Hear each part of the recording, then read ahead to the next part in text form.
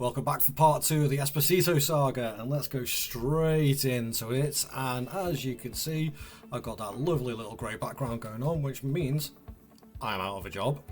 And the year is 2033, so we're gone into the future by 5 years to see how the Esposito brothers have got on without me. Sad, I know. So, best way to do this, I'd say let's have a look at ATALANTA first to see how they have got on since I left. Well, their bank balance is abysmal, but their reputation and training facilities and everything is amazing. They are in their new stadium, the Gianpaolo Bellini Park, and their league position, looking at it, they're not. Where are they? They finished 8th. That's not good. So, competitions wise, Serie A, let's have a quick look at that and look at the stages first. So, current season just gone, obviously they finished 8th, but did qualify for the Europa League, which means they would have won a trophy. We'll have a look at that in a second. Previous season, 8th again, 8th. What? Where are they? Oh, 5th, sorry, 4th. And that's where I left them, 3rd. So since I left, they've nosedived. That makes me feel better. Again, we'll have a look at the competitions for them because, as I say, the runner-up in 3rd place gets logged for some reason. But yes, they did win the Italian Cup in 2033.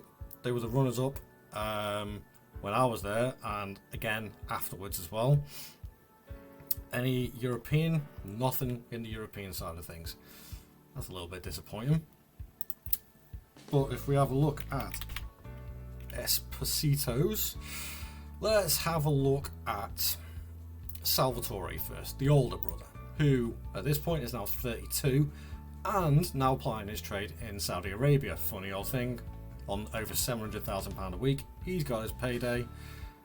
His contract is about to run out, and he is wanted by Chelsea and Liverpool. 48 caps for the Italian national side and 1 goal. All round great defensive midfielder. And if we have a look, he's been in Saudi Arabia for a couple of years, so he went for 57 million. Looks like he had a pretty decent time over there as well. Have a look at his milestones, and he's won the European International League, whatever the hell that is. That's a new competition. No idea what that is. But he bloody well won the World Cup with Italy. Fair play. Fair play. That's not too bad at all. Bear in mind, only 2 seasons before, he didn't actually get his first cap. Sorry, his first goal until he was 27. And he didn't actually get his first cap until he was 25, which is quite a surprise, to say the least. But overall, he has had a very successful career. Again, I'm looking at milestones while I look at competitions. So he was runner-up in the Euros, and obviously hasn't won a league title, but has won a couple of Italian trophies as well. So I'd consider that to be a pretty successful career. Now I can come off that actually.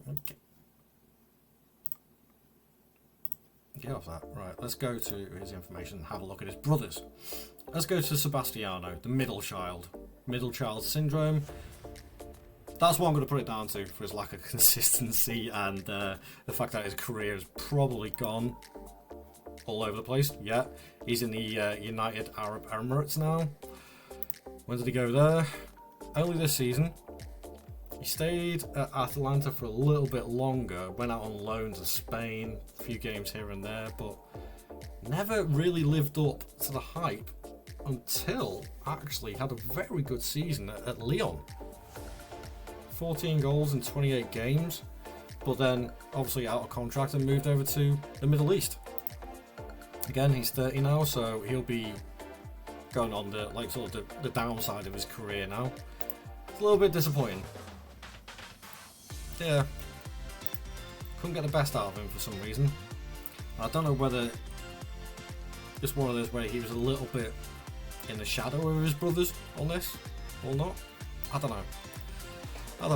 But if we have a look at his information, his favourite personnel is only Salvatore, so he's obviously had a falling out with Francesco somewhere along the lines. Maybe a bit of jealousy being the middle kid? I don't know. Because Sebastiano and Francesco are still his favourite personnel for Salvatore, so I'm still one of his favourite managers. Happy days. Let's have a look at Francesco and see what he's done. 27 years old now, so I could simulate another 5 years to see how he does. But at 27 years old, how has he not got an Italian cap yet? Who are the strikers for Italy at the moment? Let's have a look. So you got Wilfred Nonto, not a bad player. Federico Conte. Okay, not bad, but he's a regen. Ghilarducci. Again, good player, but another regen.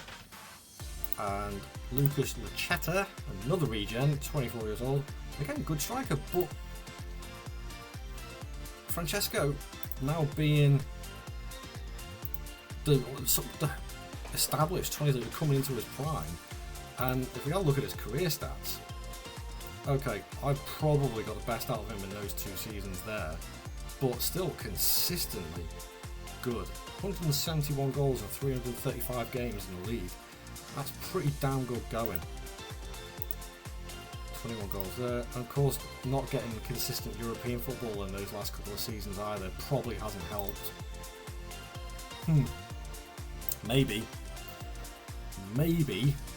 I move in clubs and do another 5 years. I don't know. Because he's still got time on his side. And I want to see how well he does. So I think that's what I'm going to do. No, I'm not going to. It was going to be a 10-year build. I wanted to see how he gets on, so I'm going to stick to the 10 years and take it from there. Competitions wise, milestones, Italian Cup winners, Italian Super Cup winners there, but that is about it. I'm still adamant he should be part of the Italian squad. That is disappointing, to say the least. But there we have it. That is the Esposito dynasty. We have one World Cup winner, one who is robbed of playing for his country when he should be playing, and then you've got the middle child who's just being inconsistent and a brat. From what I can tell, who has all the talent in the world but didn't really use it properly. So, out of my recommendations, on this game at least, I'll go for Francesco and Salvatore. If you're going to sign any players, go for those two, because you'll get good consistency and longevity out of both of them. So there we have it, guys. That is the end of the 2-part saga of the Esposito brothers.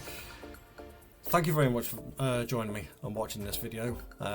Please leave a like and subscribe to the channel for more content like this, which comes out a couple of times a week, all being well.